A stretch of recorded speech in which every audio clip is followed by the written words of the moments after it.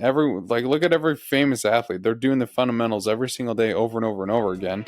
And that's how they make that incremental progress that makes them better than their competition. Sometimes you just got to stick with it and focus on the end goal.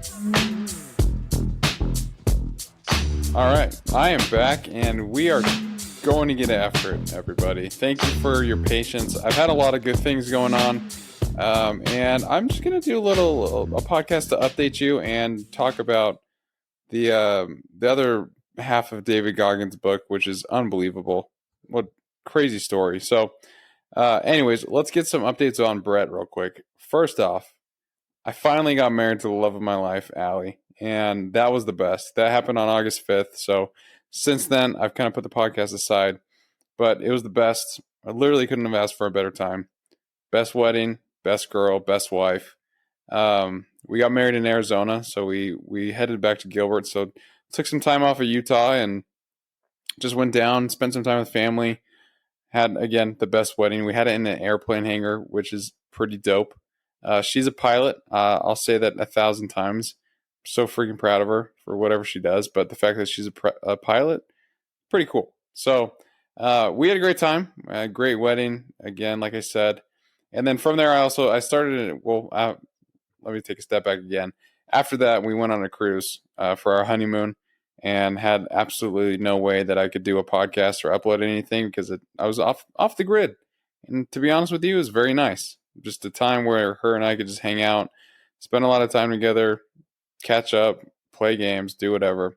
And it was great. So I'm happy to be back, but made some really great memories in the past few weeks. So again, thanks for being patient and just waiting for this.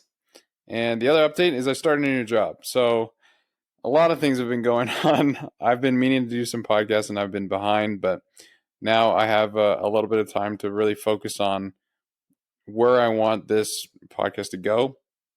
And I kind of want to talk about that just for a second. Really, what I see the future of this podcast becoming is if you want to become better yourself, whether that's professionally, personally, physically, whatever you want to do, if you want to improve, I want to be a resource for you. I want to be someone who you can listen to and gain some knowledge from, gain some insights from, and maybe learn a little something and apply it to your life.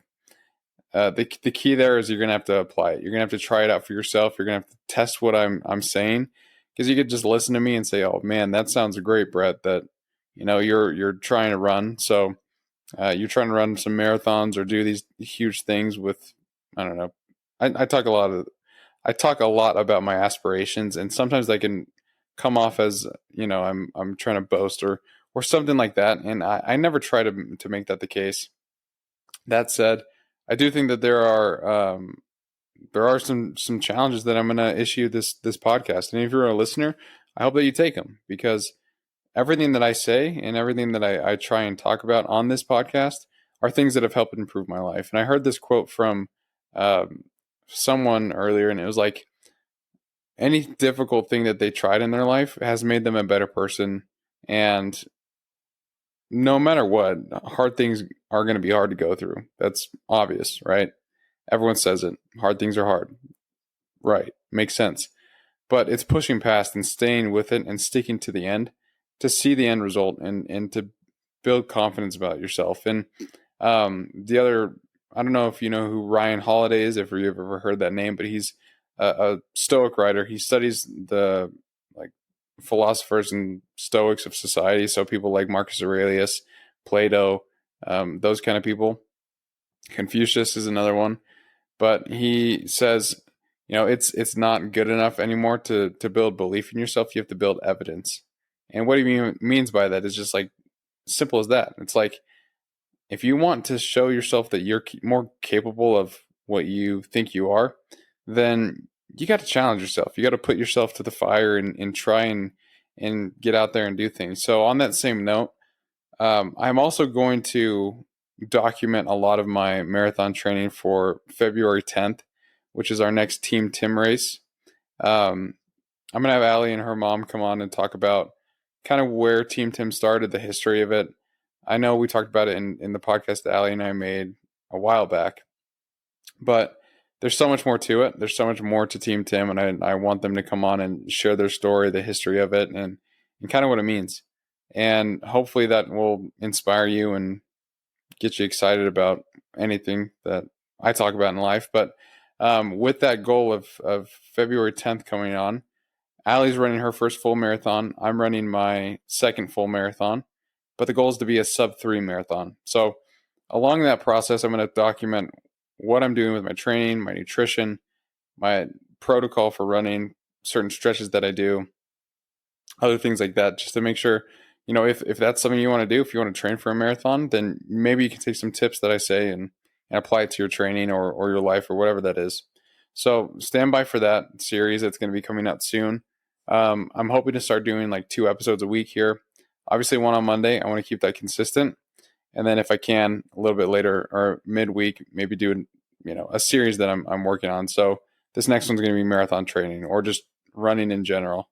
But I love seeing people take that and apply it to their lives and really see the benefits of running. It's just challenging themselves. And that's what I love to see is like that growth.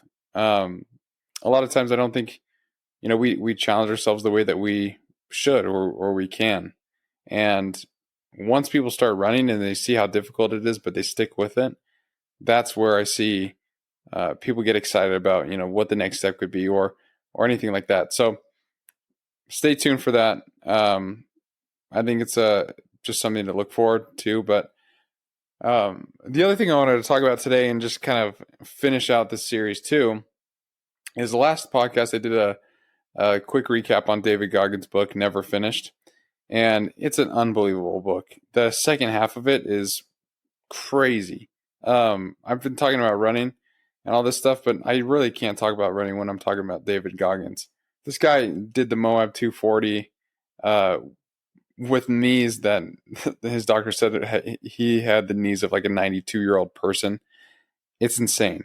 The story is wild. If you haven't read this book and you can handle like vulgar language and that kind of stuff, I'd say go check it out because it's unbelievable. Like his story is unreal. The fact that he can push past things that most people quit on,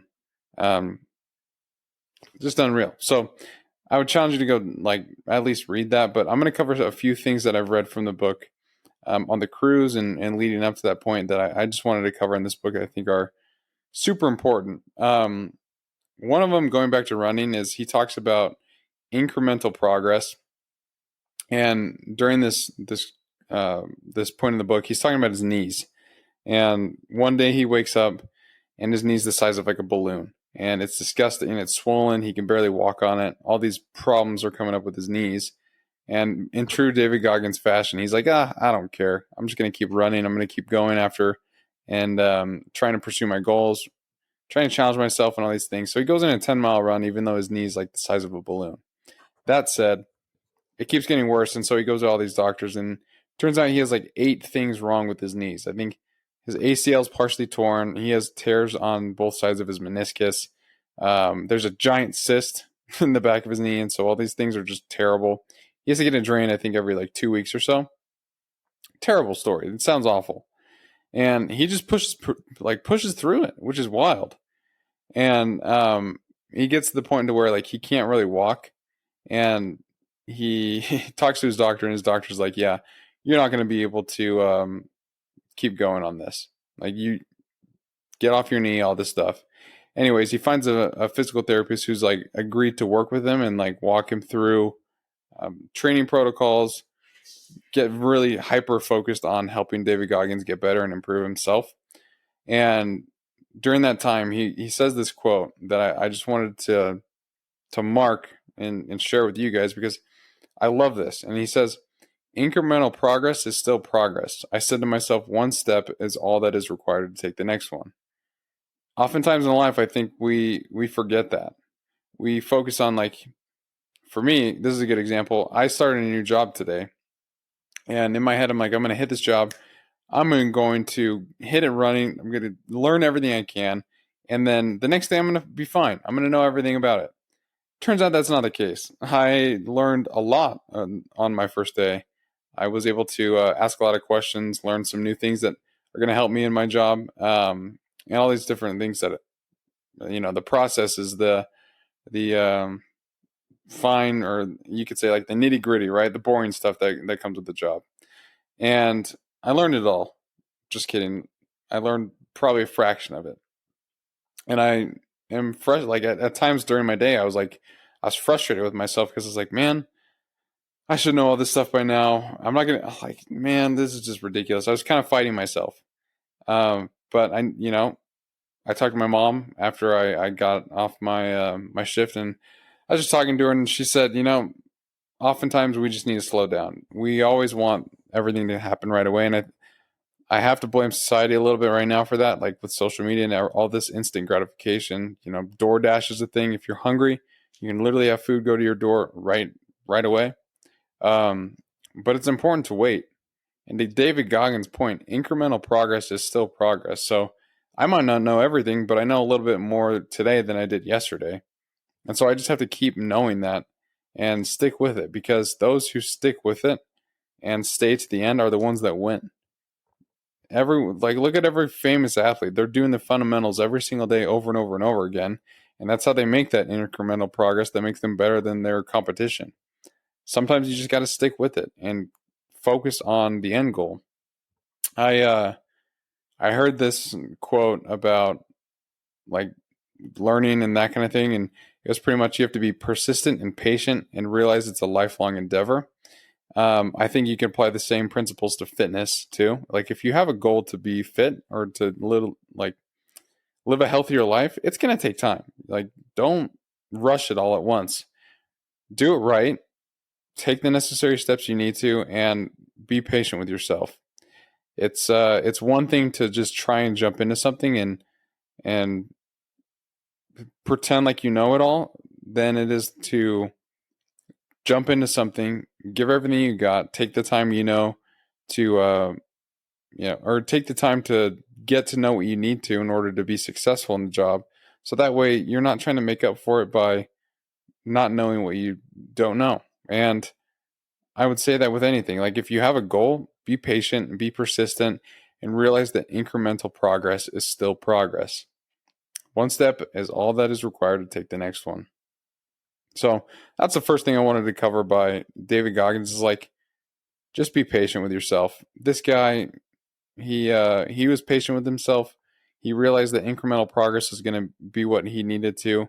And so all this knee stuff was happening before he ran his Moab 240, which the race is exactly what it sounds like. It's in Moab, Utah, and he ran 240 miles, which is wild. But it was like a total elevation gain of 30,000 feet, so more than Everest, and just up and down all these trails, unmarked, super dangerous, super sketchy, and the guy's still going. So realize that things take time and just be patient. Because if that guy can withstand an insane knee injury and still work towards running 240 miles, but sticking to the program and not losing sight of the goal or focus of what he was trying to accomplish, then, take that for what it's worth. But you can probably hang in there and really just sit there to see the end goal and see what plays out, and try and learn as much as you can and give it your best. Give it your best shot. That's the first part I wanted to say. The other thing that he mentions that I think is crucial for really anyone and any goal that you have is surrounding yourself with the right people. And I've talked a little bit about this on this podcast, about like finding mentors, how to find people who kind of relate with your own values and those kind of things, building relationships, building resilience, all those kind of things. But it kind of leads up to who you surround yourself with, right? He goes into talking about what a foxhole is.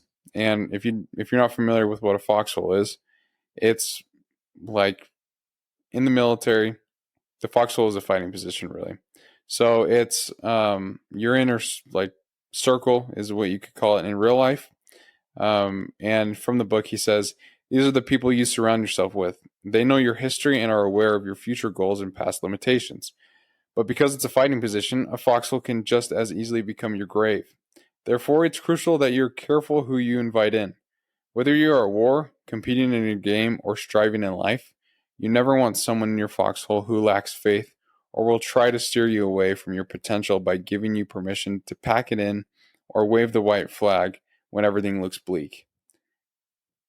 Pretty self-explanatory, but it's true. Like, you surround yourself with people who either lift you up or break you down, and it's their habits against yours. So if you want to become a better person, let's just take a hypothetical situation here. You decide, hey, I want to challenge myself and maybe get out of this job. Let's say you work as a cashier at a retail store. And you're like, you know what? I don't think this is for me.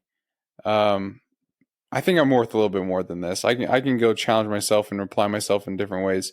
Again, let me step back. I don't want to assume that you're unhappy with your job if you work in retail. I'm just making this as an example. But let's say you want to change. You're like, you know what? I want to become like Allie. I want to be a pilot. And so you tell your friends at the retail store, you're like, you know what, guys, this isn't for me anymore. I don't want to be a cashier. It's time for me to step it up. My grandpa was a pilot, and I think I want to take the same route. Everyone in the store goes, no, dude, you're not going to be able to do anything with your life. Like, what are you talking about? You should just stick at the retail store. It's easy, man. Like, yeah, it's a crappy job, but it pays the bills. And you know what? Just stick with it, man. You don't want to go challenge yourself like that. That's a lot of work. It's going to be difficult. They're going to be telling you these things if you surround yourself with these kind of people who drag you down.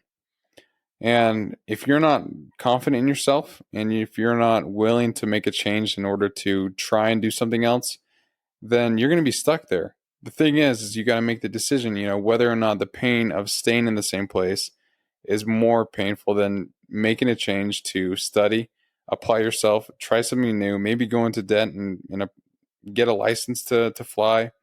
All these things are going to have to happen. But if your goal is to become a pilot, it's going to be a difficult road until you get there. And you have to be patient, persistent, and realize that incremental progress is still progress. So those kind of people can really drag you down and become your grave, like he says in the book. Or, on the contrary, you can find people that have the same kind of goals that you do, who align with your initiatives, who want to support you, who want to see you succeed. Because in my opinion, if your friends are over there telling you can't do something because, it's difficult or they don't believe in you, they're not your real friends. They're just people who you've surrounded yourself with, and it's time for you to step it up. Because if you're listening to this and you're getting treated like that, I don't think you should surround yourself with those kind of people. You gotta take pride in yourself and find people who want you to succeed. Real friends wouldn't tell you not to do something because it's going to be difficult. They'll tell you you can do something because you're you, and they're confident in you, and they know who you are. That's one thing I love about Allie. Quick shout out to her. It's anytime I tell myself, like, man, this new job I started is a good example. I would go to her and be like, I'm kind of nervous. I'm scared. Like, what if I'm not the best? Like, what if I fail? All these things. And so I'll go to her and tell her these kind of things and be like, I'm nervous about this whole situation. She'll come back to me and be like, yeah, but look what you've done in the past. Like, you've accomplished this, and I'm not trying to hype myself up here, but she'll tell me these things and make me feel better about myself, and she'll support me. And that's the point. And so when she says that kind of stuff, then I'm like, you know what? Maybe I can do this. There's this quote from the book. It's kind of ironic I'm talking about this right now, but David Goggins says, you want the husband or wife who, when you snooze that alarm on a freezing midwinter morning before dawn, they shake you awake so you don't miss your training run. When you're dieting and whine about being bored of eating the same bland foods every day, they remind you of all the progress you've made, of all the hard work you've put in, and happily eat the same blands alongside you. When you say you're tired from a late night studying, they stay up late and help you study. Like, I think that's who you want in your foxhole. That's who you want to surround yourself with. Are people who will support you in your goals or your initiatives or whatever you want to accomplish in life. They're right there beside you. Those are the people that are hard to find. But when you find them, you got to hold on to them, and you got to be that person for other people. Because, what goes around comes around. And another story I want to tell about this is, like, I've told the story about finding mentors on this podcast a lot, so bear with me if you've heard this before, but the CRO of the company I work for, I really admire for many different reasons. He's got a great family life. He's made his way up from, you know, being in sales to becoming a CRO of $1 billion company. He's a really genius of a guy, in my opinion, and I admire and respect him like crazy. Anytime I'd see him in the hallway, I'd give him a smile and say hi, but I was always afraid to talk to him until one day, like I heard Chris Williamson talking about, this same kind of thing, like surrounding yourself with people who you admire and who you want to be like. And I took that challenge and I was like, you know what? Worst case scenario is I can go up to him and say, hey, listen, I really admire who you are. I have some questions I want to ask you. Would it, could I take you out to lunch or something like that? The worst thing he could say is no. I don't think he would fire me for that. So I took the chance, and now he's one of my mentors. We have bi-weekly calls and meetings where I can just sit down and ask him questions, and now we're friends. He was asking me all about my wedding and my cruise and all these things and the promotion that I got and all this. So he's my friend now. But if I didn't take that chance and I didn't step out of my comfort zone to ask him, because I admired him, I would have never had that. And who knows? I mean, I could be in the same place, but he, like Allie, believes in me, and he'll tell me that. And the other thing you have to remember is, like, what are you more scared of? Staying in the same job that you hate, or giving it a shot and challenging yourself? Because I heard someone talking about moving on if you're not happy with where you're at, and the fear of failure and things like that. And he talked about, if you're not excited to wake up in the morning, what do you have to lose? Like, if you hate your job that much to where you're not excited, of course, like, financial stability and all these things are important to think about, especially if you have a family or a spouse to support or anything like that, or other obligations. But it's like, I don't know. For me, the fear of living a life that I'm not happy with beats the fear of taking a risk, like starting a new job or being in a position that you're nervous about. It's like that's more important to me. So I think that's important to think about, is like, who you surround yourself by literally can make or break your life. It's the type of expectation that you should have for yourself is a lot. Like, you should always have lofty ambitions and find people who support you so you can realize what you truly are capable of.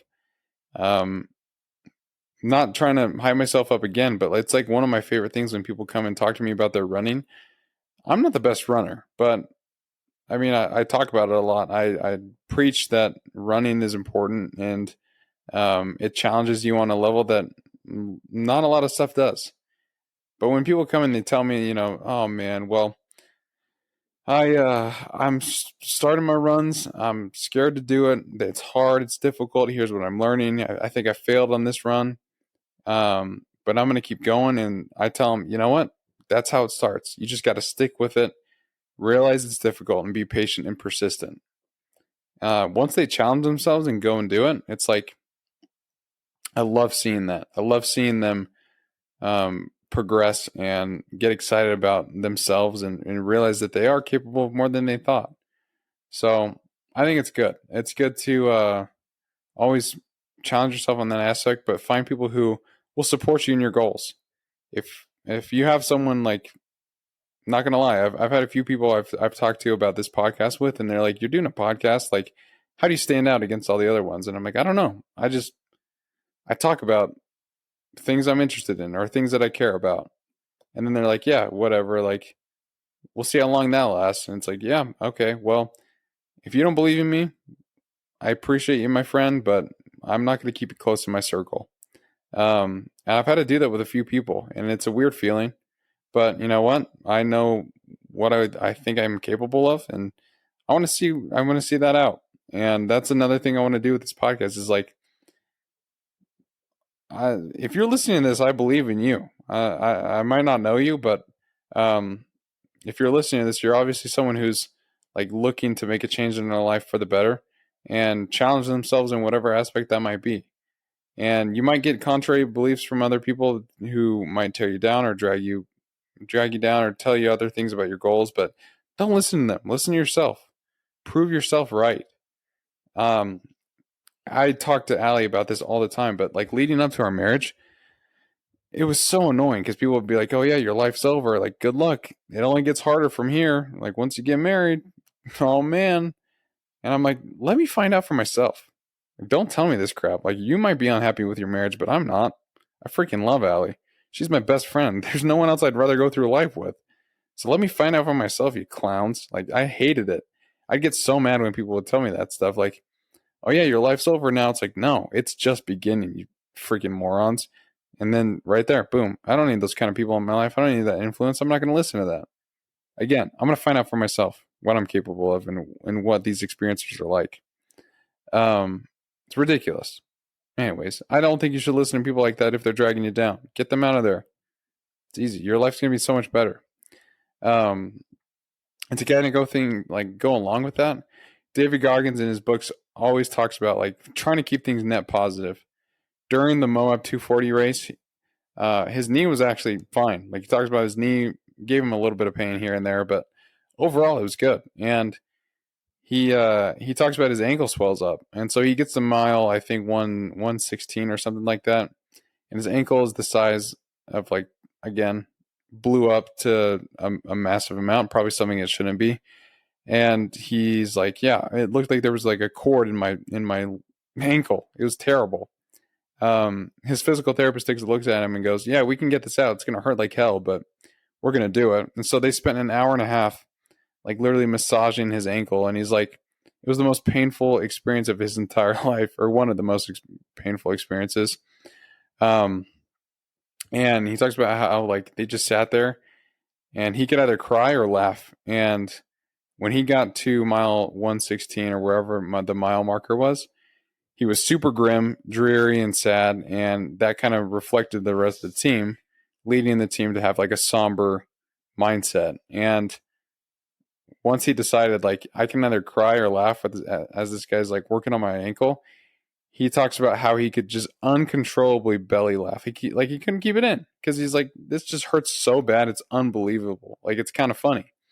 He talks about that in the book. And by the end of the time that he started like working on his ankle, so that hour and a half period goes by, he's like, everyone was in a much better mood because like he was just cracking up and they were making jokes about it. And they're like, you know what? This is a crappy situation, but we're going to make the most of it. And I'm going to keep going. I'm going to keep fighting until I can't. So I love that. And going along with keeping things net positive, he says, when you have a crappy day, it's tempting to call it an early night and try and forget about it. But if you go to bed in the red, chances are you'll wake up that way. And all too often, that type of negativity snowballs. When your entire day is messed up, make sure that you achieve something positive before lights out. You'll probably have to stay up a bit later to read, study, get a workout in, or clean the house. Whatever it takes to go to bed in the black, get it done. That's how you stay net positive on the day-to-day. And when that becomes automatic, it will be so much easier to make or to see any emotional tripwires coming, which helps you strategize around them. So his situation was an anomaly, but think about it. Like if someone cuts you off in the freeway, what's that going to do to you? Nothing really. In the long run, it's not going to do anything to you. It might make you a little bit upset, but you can either laugh about it or complain about it. And in my opinion, complaining gets you nowhere. I'd rather laugh. You know, you got to have a humor. You got to have a sense of humor, and having humor in your life makes things a lot happier. Just speaking from example here, when I was sick and I looked like a twig, I would talk about it a lot. Like I'd call it out and be like, you know what? Yeah, I'm a skinny guy. I'm trying to get better. Like I'd go to the gym, lift weights. Nothing would happen because all my hormones were jacked up and I couldn't build muscle. But it's kind of funny. Like I was still going through the motions, like this little twig doing dumbbell curls. It was comical, like if you saw it from the outside, but you got to laugh about your situation sometimes. And it really does like play a difference. And next time you're having a crappy day, try and laugh about something, whether it's like, you know what? I can't believe how terrible this day's been. Like, it's kind of funny. I know tomorrow's going to be better, but holy crap, today sucked. Like, if you just try that, just try it. If you're having a bad day, do that. Or like David Goggins says, Get a workout in, study a little bit, go read something that you want to learn more about. Clean the house.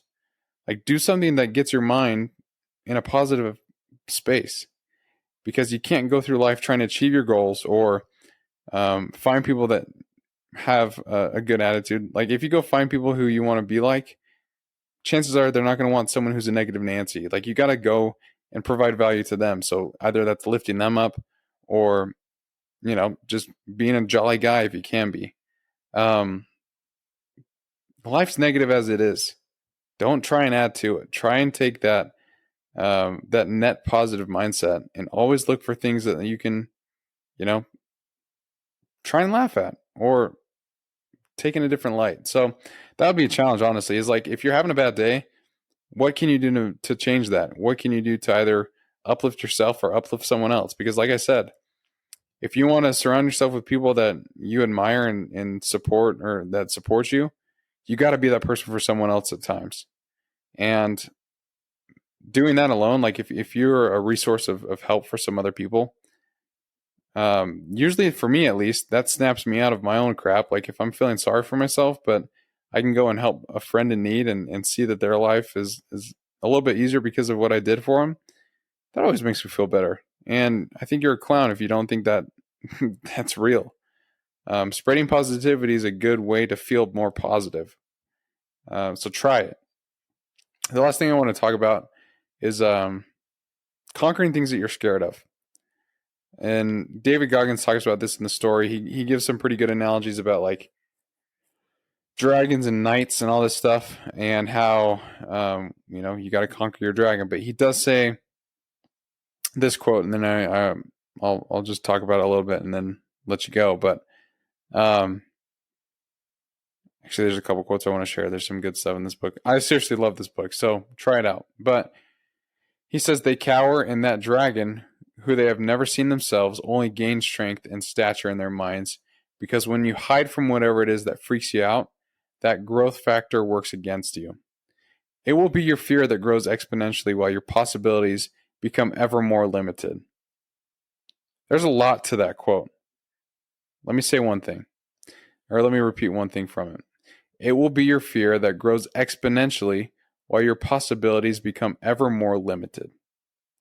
Basically saying, like, the more you think about it and don't take action and try it, the worse it's going to become in your brain. I'm terrified to run a sub-3 marathon. Like, the training protocol that I'm doing right now it's getting more and more intense as I ramp up my training volume and those kind of things. But if I just keep thinking about it and keep telling myself, oh man, well, it's going to be difficult. I know that. But I'm still going to try it. Like, that's going to be a little bit better for me than just keep like continuing to think on, I don't know if I can do sub-3, because if I keep telling myself I can't do it, or like, I don't know if I can do it, I'll probably start believing that story. But if I say, no, I'm training for it, I'm going to give it my all, I'm going to do what I can.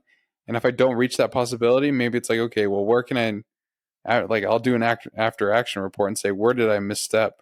What could I have improved about my training, my nutrition, my sleep, my recovery? Maybe it's I go hire a coach if I don't do it. But if I don't try, I'll never know. And that's the same. That same goes for you. Like, whatever goal you have, if you don't try, you'll never know. Like he says, they cower, and that dragon who they have never seen themselves only gains strength and stature in their minds. When you hide from whatever it is that freaks you out, that growth factor works against you. That's pretty deep. So yeah, like, you got to give yourself a chance to try something difficult, or put yourself out there, whether that's you're going to go find new people to surround yourself with, challenge yourself with a new job, put yourself out there with challenging yourself with a new fitness goal, or whatever that is. Like, do something difficult that you can be proud of and give your effort.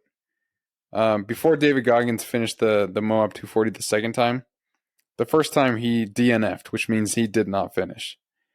And he was so bummed about it. Eventually, like, the whole story is insane. His lungs failed him. He goes to the hospital. Once he's done the hospital, he like looks at his wife and goes, "How much longer until the race is done?" And she's like, 15 hours. And so I think at the time he's like a mile 2:30 or something like that. The first time he ran the race, they dropped him off at the same point and he finished the race. Obviously, he didn't qualify for like a real finish because he DNF'd, but he finished it.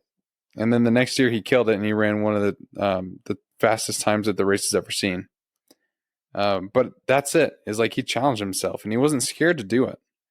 Oftentimes, I think we hype ourselves or we tell ourselves these stories that inhibit our own growth and don't let us challenge ourselves or let us put ourselves out there to where we can succeed.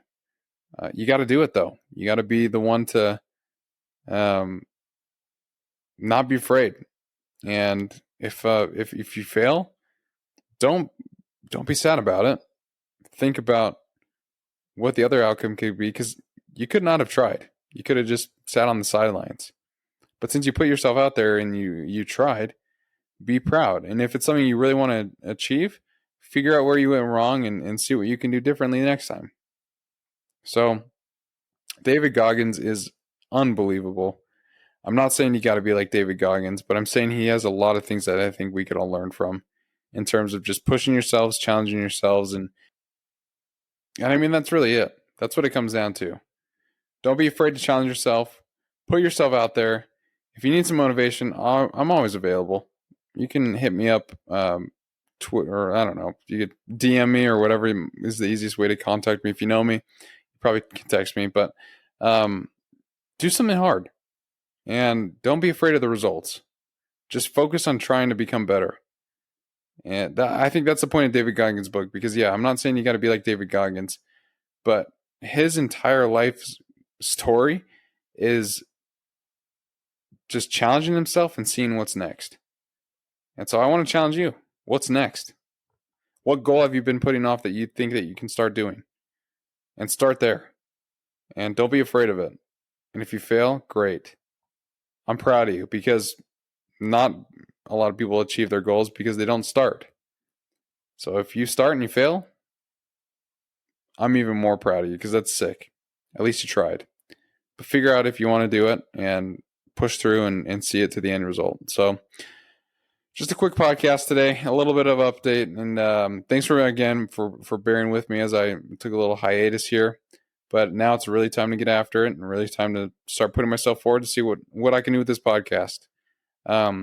If it's at all helpful, I'd love it if you could share it with other people or get the message out there. If you have feedback, I'm always down to listen. But until the next podcast, keep getting after it, keep challenging yourself and go do something difficult. And I really appreciate you all for listening. And thank you so much. Get after it.